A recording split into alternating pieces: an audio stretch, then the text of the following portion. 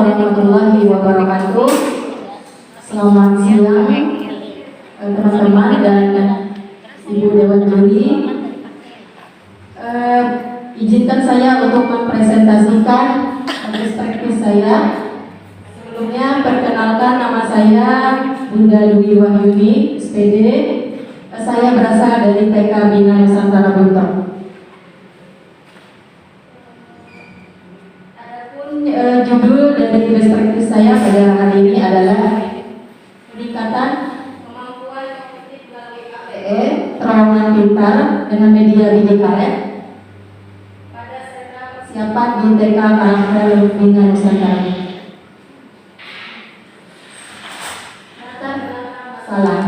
Latar belakang masalah di sini, yang pertama ada sumber bermain di TK itu pasti adalah menggunakan APE, alat permainan edukatif. APE yang mahal apabila kita beli itu tidak sesuai dengan minat dan kebutuhan anak di sekolah, itu juga sama dengan sia-sia saja. Lebih baik kita menggunakan APE yang bisa terbuat dari barang bekas saja. Harganya yang murah dan kita bisa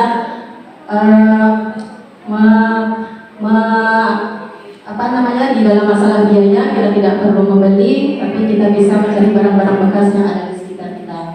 Kemudian kita mengambil pembuatan alat permainan edukatif ini karena di sana ada pendidik yang menghadapi berbagai kendala-kendala saat melaksanakan pembelajaran, serta ada juga lemahnya kreativitas pendidik dalam memberikan bahan ajar, dan guru yang profesional itu harus mampu membuat alat peraga saat melaksanakan pembelajaran dengan menciptakan inovasi yang terbaru.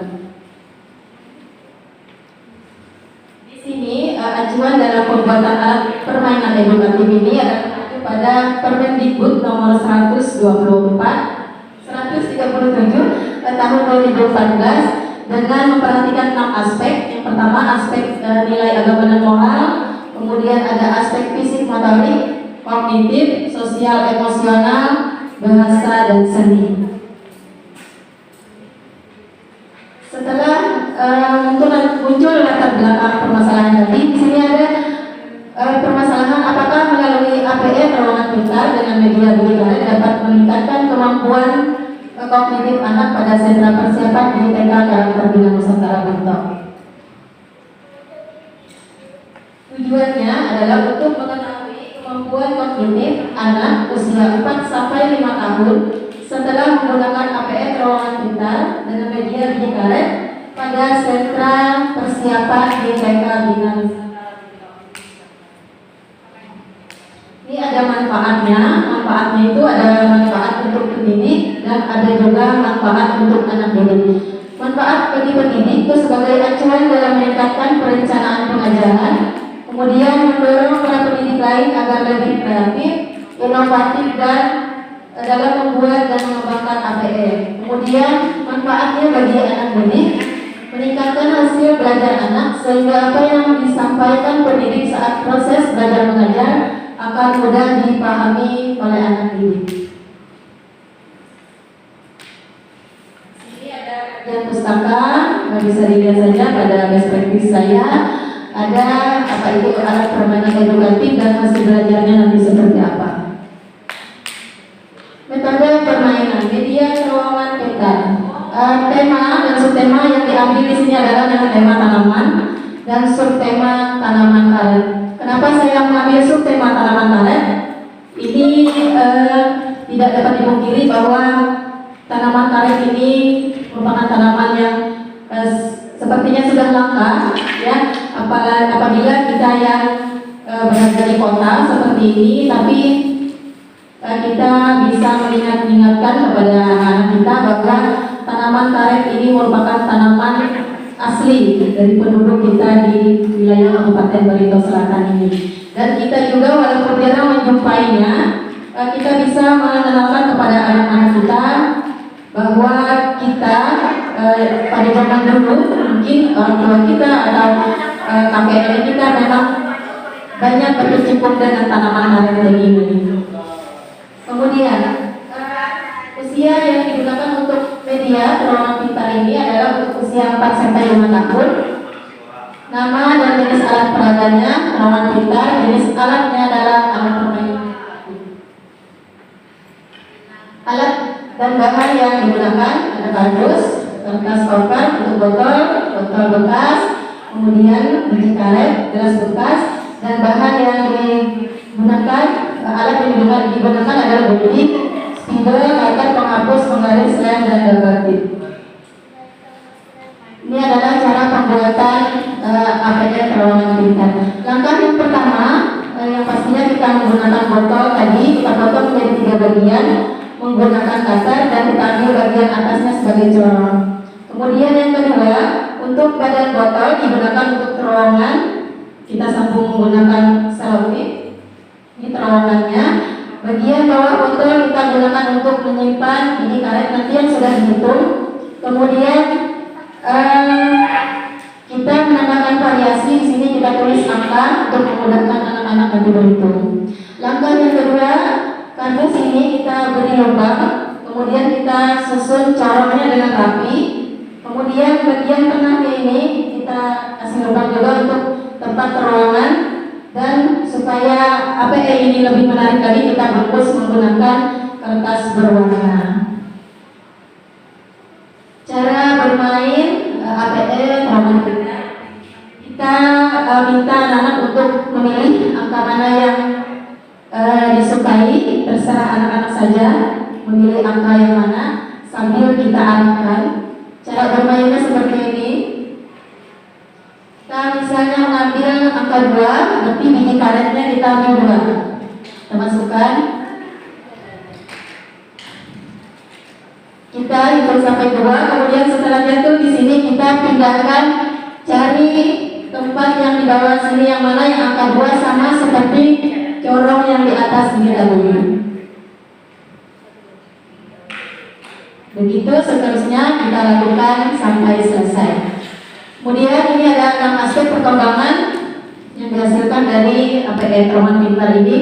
Yang pertama nilai agama dan moral, yang pastinya karena tema tanaman tadi di sini kita mengenal ciptaan Tuhan masuk di 1.1. Kemudian fisik motoriknya, melakukan kegiatan terkoordinasi secara terkontrol, seimbang dan lincah. Fisik motorik 3.3 dan 4.3. Kemudian anak terampil menggunakan tangan kanan dan kiri, masih 3.3 dan 4.3. Aspek kognitif, mengenal lingkungan alam yang ada hubungannya dengan tanaman. Kemudian membilang banyak benda 1 sampai 10, masuk kognitif 3.6, 4.6. Ada juga di sana menghubungkan dan memasangkan lambar bilangan dengan benda sampai 10. Jadi di sini anak tidak menulis. Aspek yang keempat, sosial emosional, karena permainan ini harus bergantian. Jadi di sini anak kita ajarkan untuk mengantri sesuai urutan. Kemudian menyelesaikan tugas dengan tuntas, dan yang pastinya akan senang melakukan kegiatan bersama Tuhan. Menyebutkan juga benda dengan cara menghitung serta memahami informasi yang didengarnya, misalnya ada tata tertib dan aturan permainan. Dan yang terakhir ada aspek seni, menyanyi lagu anak, karena di sini ada tema tanaman karet, jadi ada lagunya. Mudah-mudahan ingat lagu.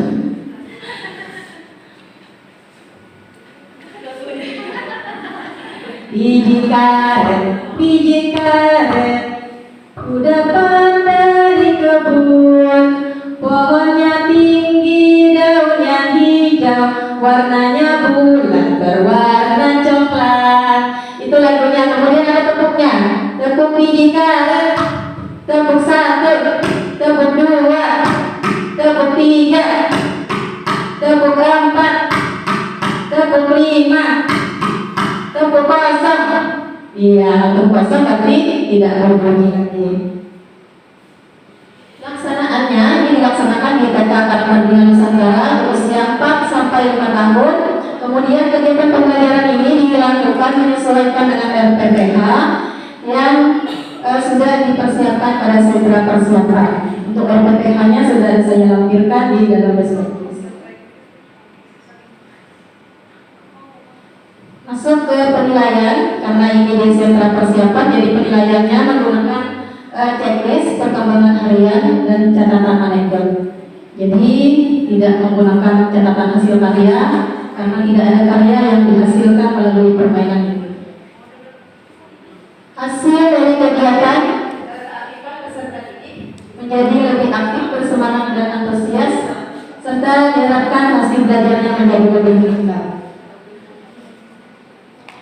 Apabila kita melakukan sesuatu, pasti ada kendala yang kita hadapi. Di sini kendalanya dibutuhkan kesabaran dalam menghadapi murid yang aktif saat bermain, karena apabila tidak dituntun, maka APE bisa cepat rusak karena bermain dengan tidak mengikuti aturan.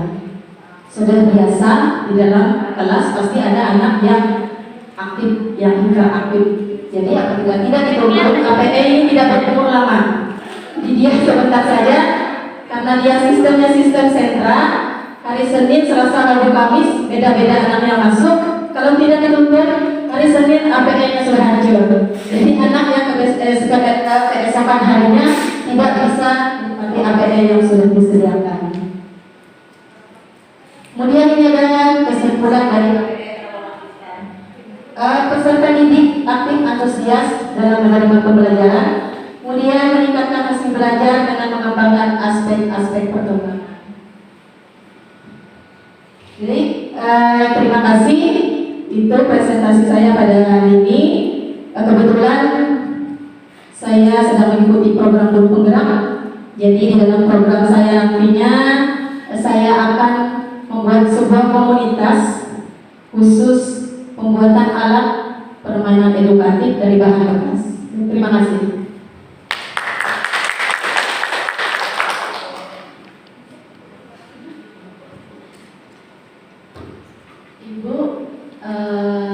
Terima kasih sudah penampilannya sangat bagus. Hanya kami ingin supaya teman-teman yang lain bisa tahu bagaimana cara mempraktekkan untuk kegiatan mainnya itu terkait dengan media yang ada di depan. Cara mempraktekannya tadi kita minta anak untuk terserah untuk memilih angka yang mana yang dia sukai. Kalau mau angka yang semuanya juga bisa. Langsung dipraktekkan. Oh iya, langsung dipraktekkan. Misalnya kita salah satu. Oh, ada salah satu, siapa yang mau mencoba? Oke, mengantau aja. Dari sana. Ya, salah satu yang dari Salah satu, silakan maju. supaya nanti bisa untuk bawa ke tempatnya.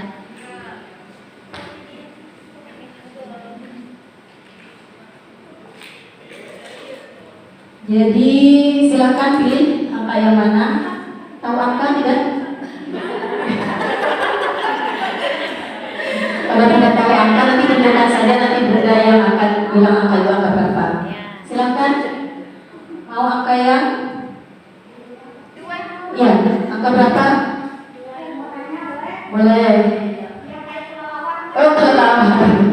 Kayak kelelawar itu seperti burung terbang juga, itu adalah angka 3. Kalau 3 berarti bijinya 3, ambil 3. 1, sambil dihitung ya. 1, 2, 3. Silakan masukkan ke dalam corong angka 3. Ya, dia akan meluncur ke bawah. Oke, kalau sudah masuk ke dalam wadah, silakan pindahkan lagi ke dalam wadah yang di depan. Cari lagi angka yang sama, ya ambil. Cari angka yang sama seperti yang di atas tadi. Sambil hitung 1, 2, 3. Ya, seperti itu. Dan terima kasih. Terima kasih Ibu. Ada yang ingin lagi ditanyakan terkait sudah dipraktekkan ini. Nah, tadi kan anak-anak juga muridnya ya.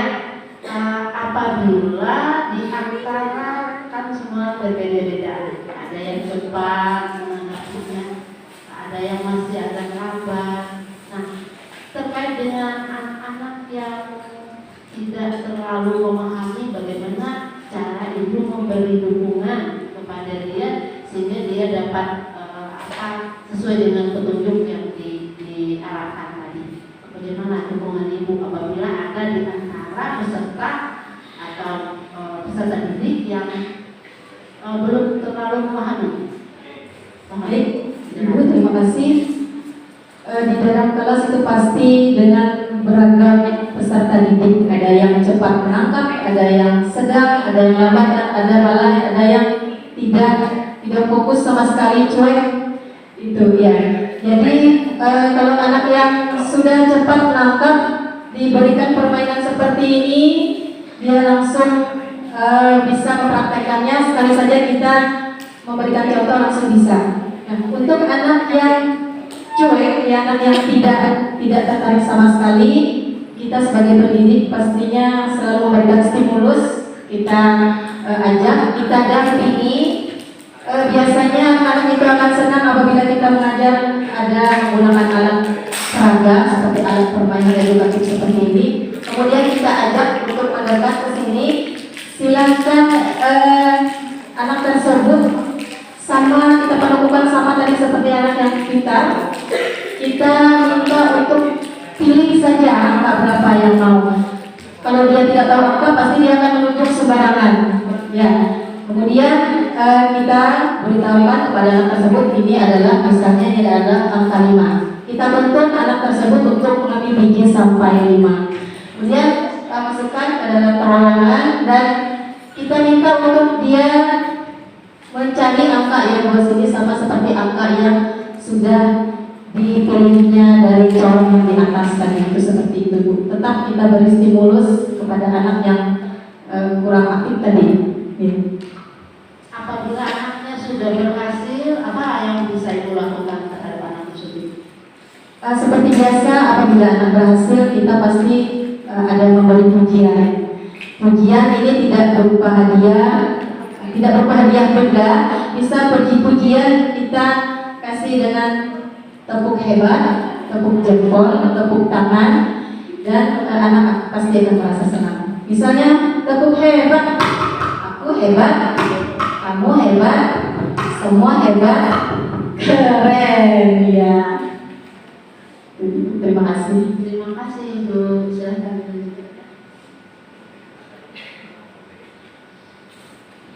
Terima kasih.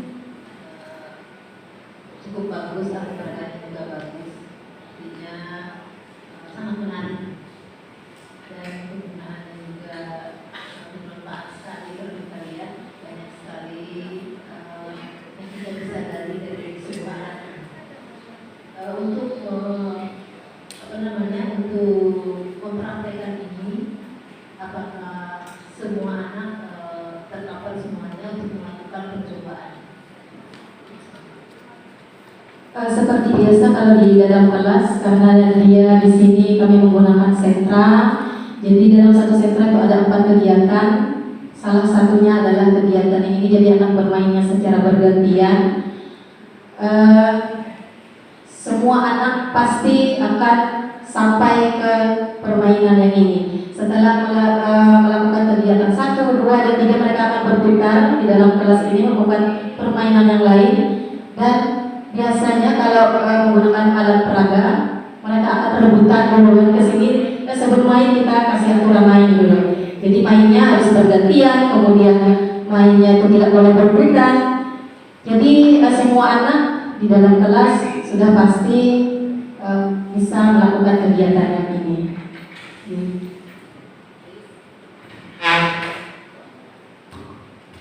Ya, terima kasih Bu Dalu.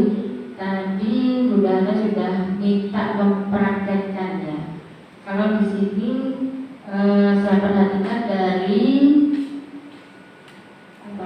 dari FPH yang ada di sini, saya mau mendengarkan Bunda Dwi dalam persiapan, karena di sini waktunya itu kan 6.30 sampai 10.15. Oke, kalau Bunda Dwi sudah mengajarkan tadi waktunya cukup. Kemudian untuk persiapan sebelumnya seperti apa, Bu? Untuk persiapan memulai kegiatan biasanya sejak pagi sampai kegiatan sentra. Yang pertama kita melakukan pijakan sebelum pijakan lingkungan, ya. Karena kami sistem sentra, pijakan lingkungan. Jadi di dalam kelas itu sudah kita tata dulu alat permainannya. Apabila ruangan itu kecil, penataan alat bermainnya bisa nanti kita lakukan saat kita mau melaksanakan kegiatan sentra. Kemudian setelah pijakan lingkungan, kita pijakan saat bermain. Pijakan saat bermain kita dijelaskan seperti apa permainan-permainan yang akan kita lakukan di dalam kelas, dan pijakan setelah main kita melaksanakan evaluasi kegiatan dari yang sudah kita lakukan di dalam sentra pada hari itu. Seperti itu, Ibu. Terima kasih. Satu lagi ya, Bu. Bu Dewi tadi sudah menyampaikan di poin presentasi. Mohon Bu dilihat di aspek tadi, Bu. Ada ya, di aspek di situ ada 6 aspek.